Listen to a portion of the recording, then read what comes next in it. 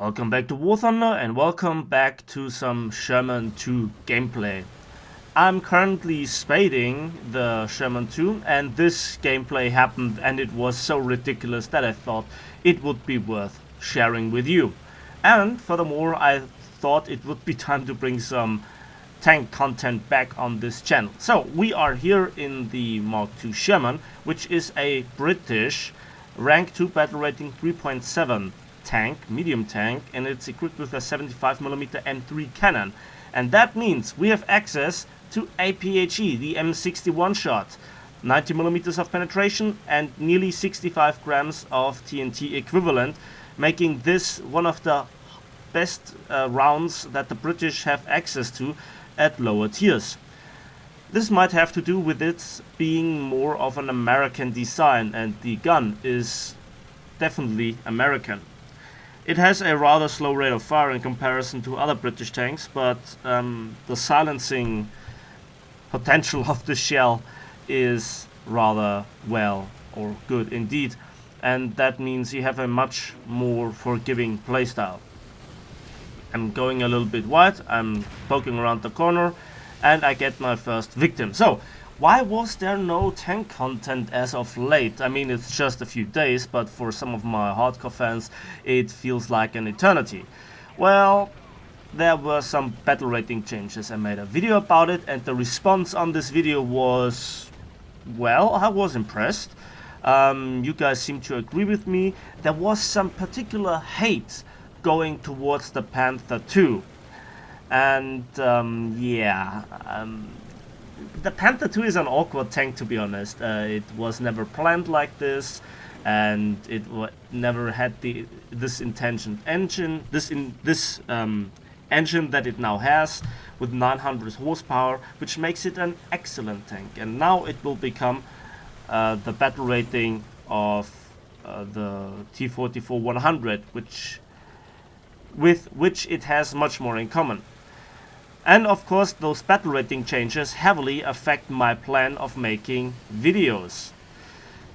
How's that? Well, as you know by now, the IS-2 Mod 1944 and also its premium counterpart, the Revenge, get drastic changes. They not just get their battle rating lowered, but therefore also gets the BR-471D shell removed, the controversial post-war shell. I think it's a bit awkward to have such a powerful tank as at such low battle rating, because the IS-2 Mod 1944 still has decent armor. There are weak spots, but on the other hand, it can't take on a King Tiger in a fair fight. It does more damage with the shell, but that's all too natural, because this was not a designated anti-tank gun, but more of a bunker buster, and was a breakthrough tank. But overall, I made a tank review on the IS-2. I was about to upload it, and then the changes were announced, and I was having none of this. I was like, nope, I'm not having this trouble again, that I make a tank review where the battle rating gets changed a few days later. And I think this is the main reason why there is no content. Furthermore, I have to see how it affects the gameplay of the 6.7 tanks, which I made a plan of to review them. And I, needed to do a way around it. In particular, when it comes to, I wanted to focus on the old guard first, so the IS-2 Mod 1944 and the Revenge version. Also the King Tiger. But before I could even come close to reviewing the King Tiger, I had to drive out the diesel version for at least 20 more matches, and that takes time, and it has to be 20 good matches, to get a proper feeling for how the engine affects the maneuverability and mobility and overall the gameplay. And then there is the big topic, the comparison between the Super Pershing and the T-29. And I must not screw that up, that must be on point. So 6.7 is a huge topic. Japan does not really have so much at 6.7 left after the change. except the Type 60, I guess, which is a completely different tank approach and is far from being a heavy tank.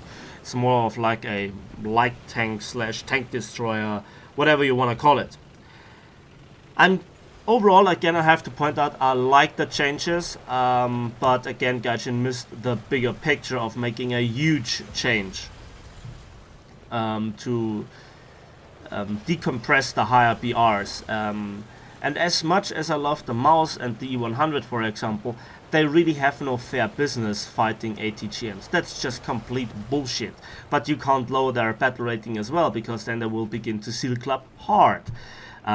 So, yeah, we are still in an awkward situation at rank 5, and I think by now it's becoming clear that Gaijin has no will to approach this topic, issue, or problem for the player. It seems like it's working as intended for Gaijin at higher battle ratings, but I digress.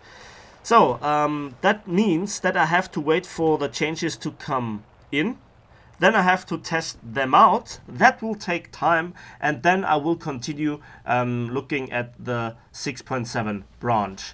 I don't really feel like making a tank review of the Type 74 or the STB1. I already made one, so in this respect, there is not too much high tier content available, especially the one that I could instantly make a tank review on, because I know everything that I want to talk about and just have to get the footage.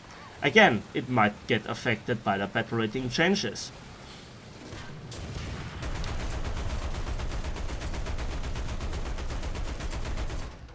Yeah, triple A's. Then there is the hull brake mechanic. And the hull brake mechanic is interesting, but it doesn't affect the Sherman triple A's too much, because they are based on proper tank chassis. At least the Ostwind, the Wirbelwind, the Coelion, the Kugelblitz. I'm not sure about the lower tiers that are based on the Panzer 38 chassis. I don't know. We will see. I think this is a very, very good change, and it will bring back some balance. And this is where we come back to the match. I made just here a double kill, 50 cal, thank you. And I tried to escape here for a moment, but another Wirbelwind set me on fire and crippled my engine. And I just let the fire burn and make a transmission hit on this Stück or Stu, I'm not quite sure. Must be the Stu with the big gun, otherwise he would have killed me by now. And I popped the turret on this Wirbelwind, and now I have all the time in the world to kill the Stu 42G. So, 2 double kills, multi-strike times 4, I defended the cap circle, time to repair the tank. What do I think about the Sherman 2? Well, first of all, it's a bit awkward that we have this tank in the British tech tree, because it's practically an American tank, but I have no doubt that it was used in some way, shape or form by the British themselves. Or, for some other reason. Overall, the tank has really squishy armor, but on other hands, you have 12 degrees of gun depression, and you have APHE. So, yeah, the mobility on the other hand, the mobility is decent, I guess. The maneuverability is disastrously bad for a medium tank. It's more on heavy tank level, in my opinion. On the other hand, this tank is not fully upgraded. And at this point, I wanted to go for B, but, oh, what's that? What is that? And I just realized it. And I bounce a shell. I aim for the ammo rack and get my 9th kill. My 9th kill. So, decent result. But at this moment, I think I was spotted. So, I try to rush B and look around if there are any persons, trying to defend it, and I got shot from behind. I get into cover a bit some more and turn around. Now one of my allies has driven through B, decapturing it. That's good enough. I have to defend my rear, and I try to turn around, and you can see it just takes ages to turn around. This tank is heavy indeed, and especially when you compare it to some of the faster British medium tanks, it is a different piece of equipment, let's put it that way. Where is the enemy? Where is the enemy? Ah, it's a Panzer IV, and I drive up, and I have the first initial shot taking out the gunner and the commander. The follow-up shot will kill him, but yeah, I got double tapped from behind, and it's a Chinu that actually takes me out from the front. So yeah, time to respawn in the Comet. No, I'm not taking the Archer, no way. Yeah, I won a talisman on the Archer, but I guess that was Gaijin's desperate attempt to make this tank a bit more present on the battlefield. And now I have a weird choice. The enemy team is capturing C, which I defended all the time, but there is still this medium tank that I have to kill. But then again, they are going for B anytime soon as well. So I'm just running here through the decisions. My team was killed, and then there is this Panzer IV, and I kill his gunner and commander and the turret ring, and I bounce off the upper step. Next shot kills the loader, but he might just kill me with the next shot if he gets it off. So I destroy the cannon breach. I actually aimed for the gunner, but hey, doesn't matter because I kill it. Now, that is my double ace. Just took me like half of my ammunition, it feels like. Yeah, those British solid shots, sometimes they don't really convince you, are they? And then I see a AAA, I shoot through the stone fence, and I miss the turret ring. He shoots at me, but the next shot kills him by killing the remaining turret crew. 11th kill. I have to hurry up, but I can't do it myself. Is this going to be a heartbreaker again? One of those low tier heartbreakers that we all know and love so much? We will see. And I just desperately try to get into B2 actually decapturing it. At this moment I think it's too late to really decide the game by myself. Even if I decapture it, I just can't do it anymore. In terms of getting to the other captures, my 12th kill here, that was the Panzer IV that I previously damaged, so I just had to make a turret knockout.